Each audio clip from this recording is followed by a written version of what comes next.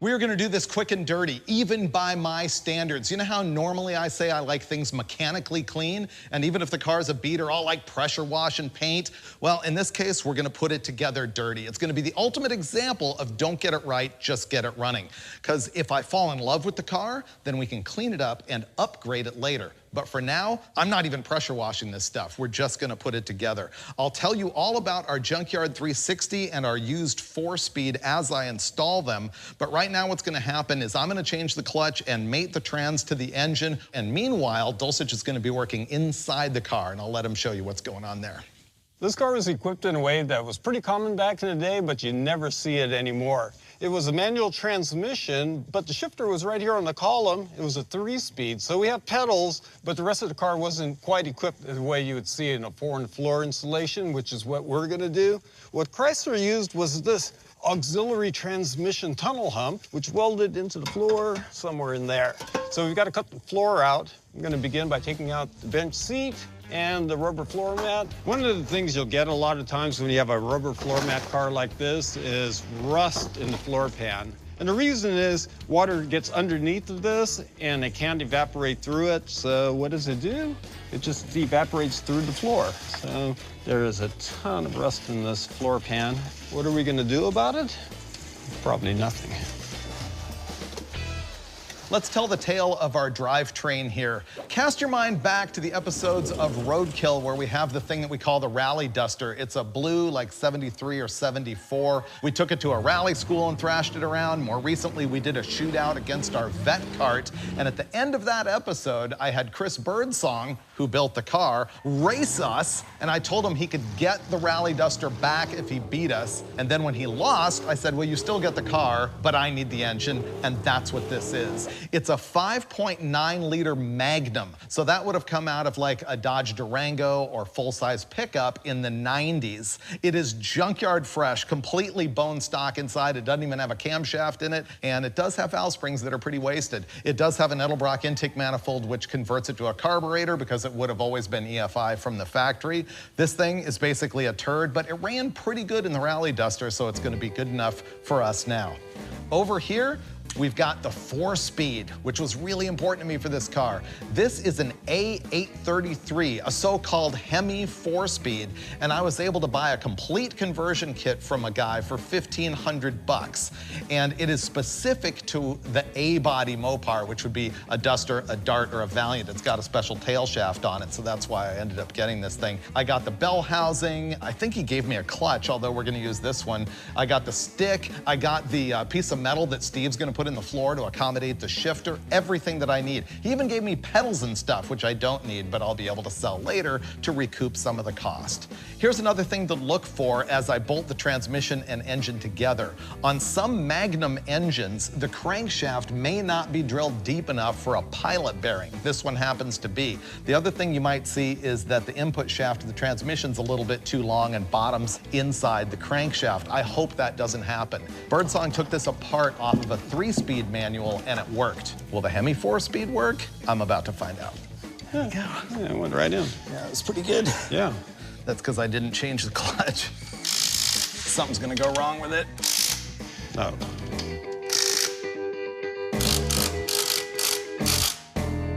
All right, this feels like a lot of progress. It is a lot of progress. To fit the 4-speed hump, all you do is just kind of drop her down, wiggle it around. It kind of finds its own home. Then I marked the whole perimeter of it. Now, if you look at this, I've got another set of lines on the inside because the thing was installed as an overlap fit and just spot welded in place. And we'll probably only use a very small number of tacks just so we can easily cut it back out because eventually these floors are going to have to be replaced.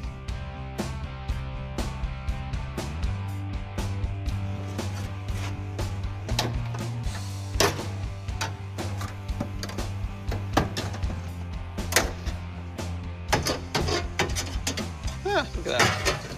Broke right up spot welds like they weren't even there. Next thing I'm gonna do is install the motor mount brackets. Here's the deal. This car has a slant 6 K-member. It won't work with a typical V8. I didn't want to change the K-member because that's really time consuming, and so I got these conversion brackets. If you're a Mopar guy, you remember this company that's called Schumacher Creative Services. They make brackets and headers and things so that you can do swaps for big blocks into cars that never came with them. You can put a V8 onto a slant 6. You can do Gen 3 Hemi stuff. They actually shut down for a while, but they're back, which is great. So I got these mounts that will take an LA or Magnum engine and install it on a slant 6 K-member.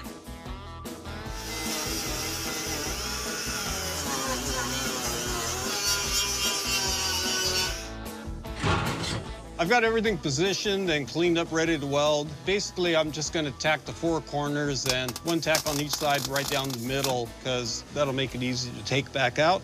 But for now, this is gonna be plenty good. Here's where I super splurged.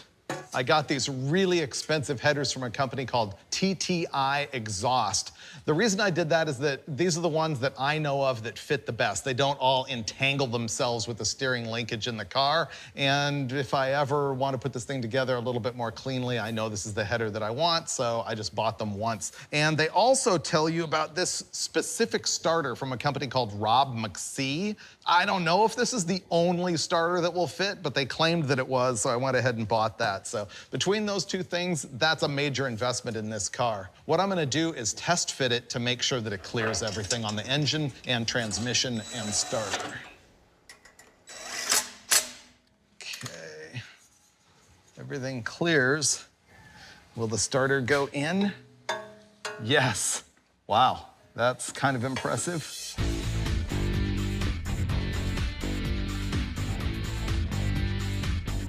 I couldn't live with myself. I said I wasn't gonna pressure wash anything, but I had to detail the engine bay because it was a sconge pit. Now it's gonna be much nicer to work on.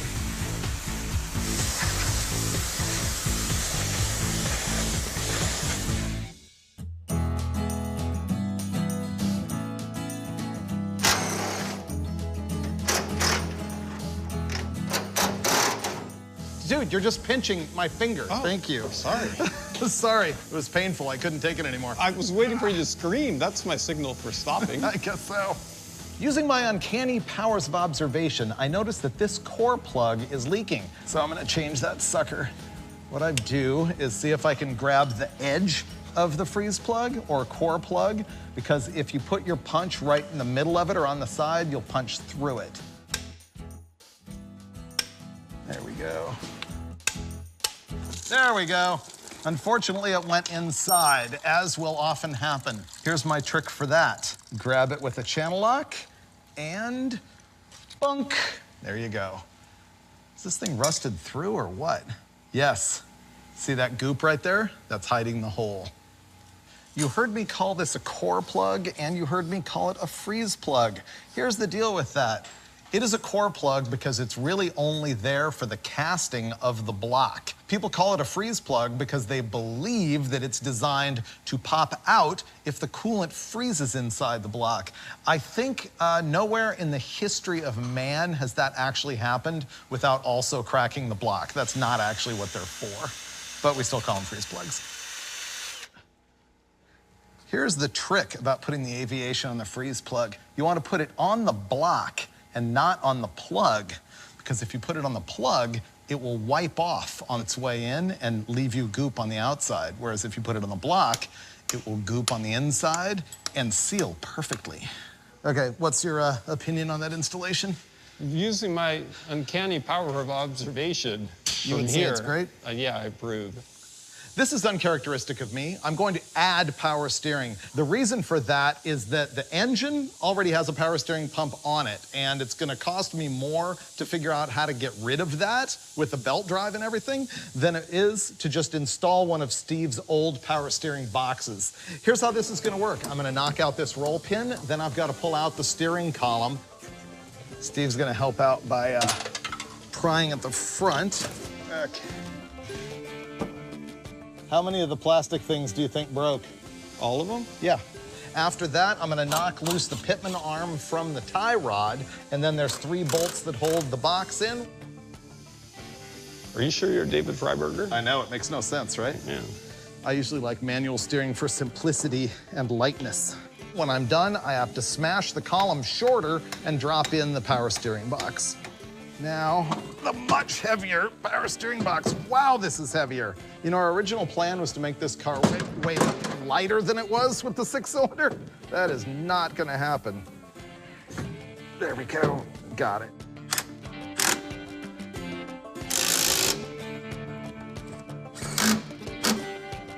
It's hanging up on something, you probably have to lift your end up. Put the steering wheel towards the roof of the car. Okay, hold on there. There, it's on. Our duster works so far. I got the engine and trans all bolted together. That was good. We got the trans hump in the car. I pressure washed it even though I didn't intend to, so it's all spick and span, but the next step will be installing the engine and transmission. Finally, it's gonna seem like a real car. It's gonna seem like a 340 4-speed car, except it's gonna be a junkyard 5.9 and a used 4-speed. That may even be better. It's really bouncing over here at this end. I know. Oh, what do we need to do about the clutch Z-bar and linkage and stuff? Will it all go in after? Oh, yeah. I think it will. Yeah. Okay. I can assure you of that. Oh! That might have been a little spooky. Whoa! You want to lift the trans over the core support? Yep. There we go.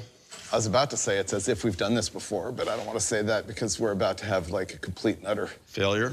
Yeah. Well, I don't want to scratch up the nice paint on the firewall. It's the only place on the car that's got actual paint. I know. All right, you got it shoved in the hole? Yeah. Oh, that's looking great. All right, the headers are not going to go in this way with this situation. Oh, we should remove this battery tray and get it out of our way so it can sling the engine into position. Yep. Now it should fit. We've got the engine sort of in place, and even though the headers aren't on and a bunch of accessories and stuff, what we're gonna do now is just put the trans cross member in. That'll locate the engine and trans. Then we're gonna install the new rear end, and the reason we're doing that is we have to order a new drive shaft, and so we need to measure that point, and we've only got a couple days to make this happen, so we need to get the custom drive shaft coming.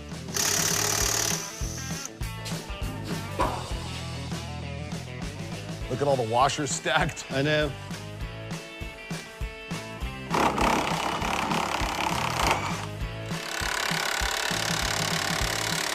Whoa, look at that. As soon as it started vibrating, this line broke and shot fluid. There we go.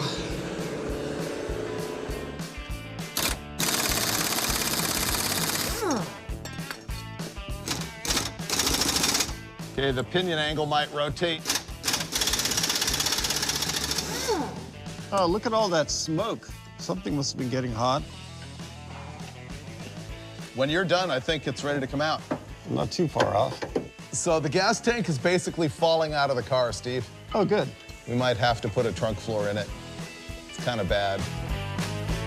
We just wrapped up the rust repair in the trunk of this thing. We pulled the gas tank back out because finally I'm gonna be able to upgrade the rear axle. Here's the story. That old rusty thing is the stock rear end out of the Slant 6 Duster, which is a 7 1/4. The new one is an 8 3/4. Those numbers refer to the diameter of the ring gear. Like you probably heard of a Ford 9-inch. Well, that's a 7 1/4, that's an 8 3/4. The bigger you go, typically the stronger that it gets. The 8 3/4 is what would have come factory in like a 340 powered Duster, and that's what we're upgrading to.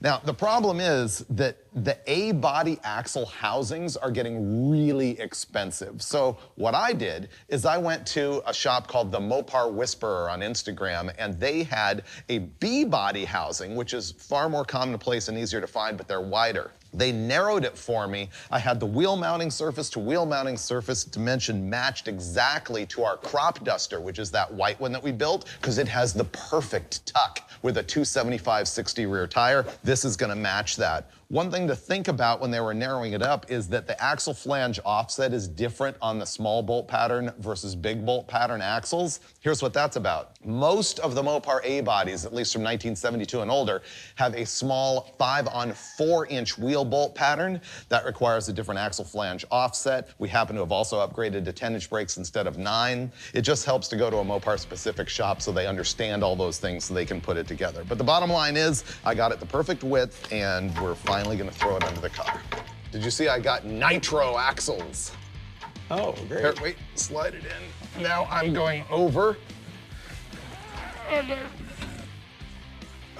There you go. Now you ram that into the floor. This is the easiest rear end install ever with Special 2. I don't want to drop this thing on my leg. Uh-huh. That was a little aggressive.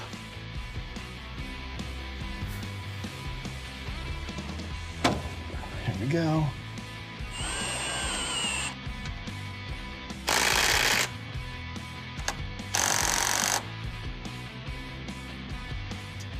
I'm gonna call it 52 inches from the center line of the rear yoke to the tip of the output shaft.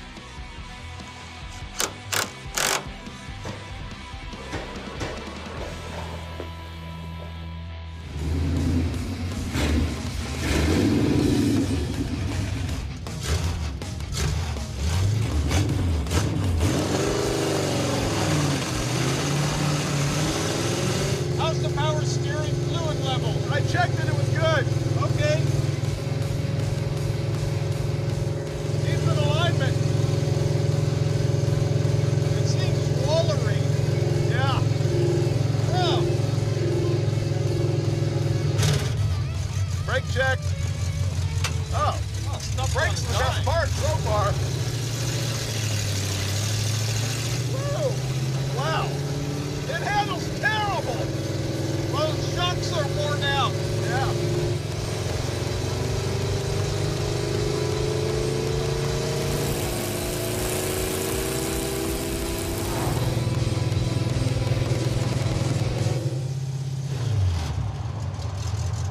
I have to know, What? will it do a burnout? Rolling 50 miles an hour? No. No, from a dig. Oh, of course it will. Well, you have to know for sure. Dulcich, do we build cars that won't do a burnout? Well, we'll find out right now.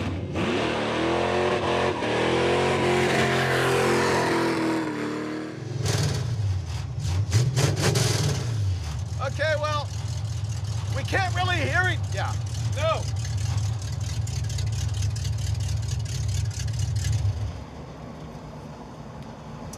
Okay, so what's the situation? Well, it handles terrible. It cruises and drives fine. The alignment's just all over the place, and when it's running, it feels to me like it wants to pull the car to the right, like the power steering is pulling to the right. It's very strange. Yeah, that's adjustable. If it pulls when it's up on a jack, you can see which way the wheels turn, and there's an adjustment on the box to either go left or right. I've never messed with it. Yeah, it's definitely not regular Chrysler one-finger power steering, but it's hard for me to differentiate the horrible handling and potentially bad alignment from that power steering problem. But when I shut it off and coast it, it's way better than when the engine's running. Aside from that, it runs and drives fine. Okay. See if fire's right out.